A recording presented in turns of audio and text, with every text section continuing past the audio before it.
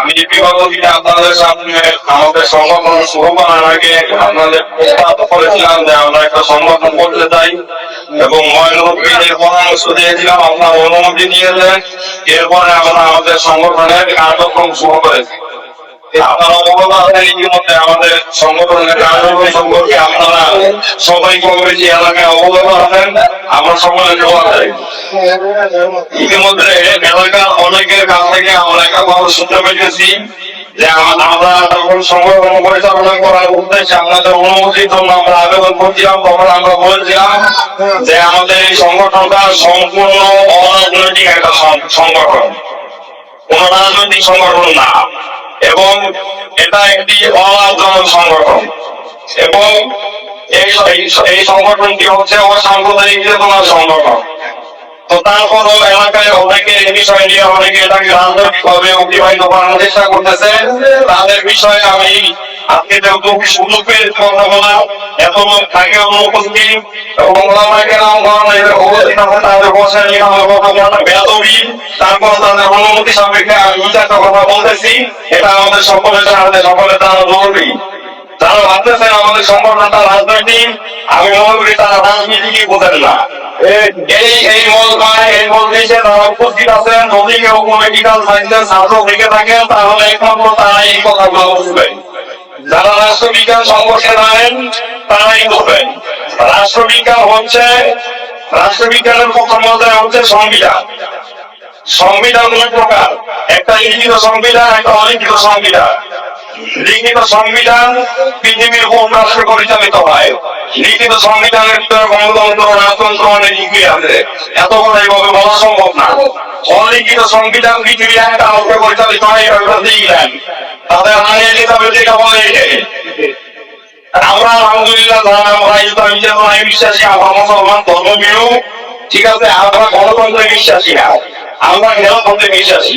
অতএব গণতান্ত্রিক রাজনীতিতে আমাদের কোন মনমানসিকতাই নাই। যেহেতু আমাদের এই সংগঠনকে তারা রাজনৈতিক অতিবাহিত করতে চান, রাজনৈতিক ভাবে ইশারা করতে চান, এটা রাজনৈতিক সংগঠন, তারা সমাজের কুচক্রী মহল, আমরা তাদের এড়িয়ে চলবো, সর্ব সময় তাদেরকে এড়িয়ে চলবো। এবং আপনাদেরকে আমরা সাবধান করে বলতে চাই, আমরা আমাদের সংগঠন সমাজকে সুন্দর সুশৃঙ্খল সমাজের পরিবার সন্তান সন্ততি নিয়ে বসবাসের উপযোগী করে তোলার জন্য যে সমস্ত সামাজিক কাজ আমাদের করা দরকার আমরা এই কাজগুলোই করবো। আমাদের কোন উদ্দেশ্য নাই যে আমরা এরুকে আজকে এই খানার এই রাষ্ট্র পরিচালনা করবো, এই ধরনের চিন্তা ধারা আমাদের ভিতরে নাই।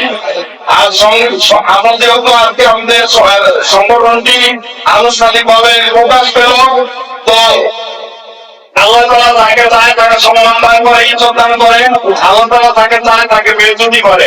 আল্লাহ তাআলা তাকে সম্মান দেন, হাজারো কোটি মানুষের তাকে সম্মান দেন।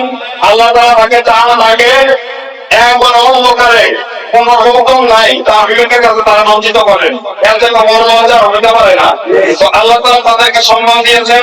আমরা চেষ্টা করবো আমরা আপনাদের কাছে ওয়াজ দায়িত্ব থেকে এই সময় এবং আমাদের এই দায়িত্ব পেয়েছি তার অবস্থান থেকে সম্পূর্ণ স্বচ্ছ থেকে সম্পূর্ণ নিজেকে একদম দুর্নীতির বিরুদ্ধে রেখে আমরা আমাদের কাজ পরিচালনা করার চেষ্টা করবো।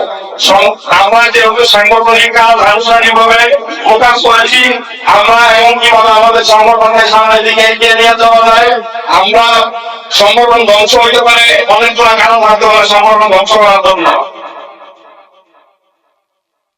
একদম অন্যতম হইতে পারে আমাদের বিভাগে কেউ লাগাইতে পারে, আমাদের নিজেদের ভিতরে ঝামেলা লাগাই দিতে পারে, এই কারণে আমাদের সাংগঠনিক কার্যক্রম বন্ধ হয়ে যেতে পারে। এবং কথা সংখ্যায় করবো এবং অল্প সময় তো কথা বলা সম্ভব না, আমরা সবাইকে সম্মান করবো, অন্যের মতামতকে দান দিব, এই দায়িত্বে আমরা তার অনুমতি নিয়ে ওই কাজগুলো করবো। এবং সর্বোপরি কোনোভাবে আমি বিশেষ করে অনেক আমি তার অনেক ভালোবাসি মনে থেকে, তার একটা কথা আমি খুব সবসময় মেনে চলার চেষ্টা করি। আমি আপনাদের কাছে দাওয়াত দিতেছি, আমার সংগঠনের প্রতি সদস্য ভাইরা দাওয়াত দিতেছি। তার একটা কথা হচ্ছে ওলামায়ে কেরাম হচ্ছে আমার মাথার, এই কথা কার মাওলানা ইলিয়াস রহমাতুল্লাহি বলেন, ওলামায়ে কেরাম আমার মাথার, আমি তাদের পায়ে জুতা ওরা। ঠিক আছে, ওলামায়ে কেরাম দুনিয়া জমিনে সবচেয়ে সম্মানী ব্যক্তি, কোনোভাবে ওলামা বিদ্বেষী হতে হবে না। আমাদের অত্যন্ত সমাজপর, আমরা কিন্তু ওলামায়ে কেরাম আমাদের এই সংগঠনের বেশ এবং আমাদের সমাজের সভাপতি যারা অত্যন্ত অত্যন্ত প্রচেষ্টায় আমরা আমাদের সংগঠনকে আজকে একটা অপমান রূপনীতি বিরোধী।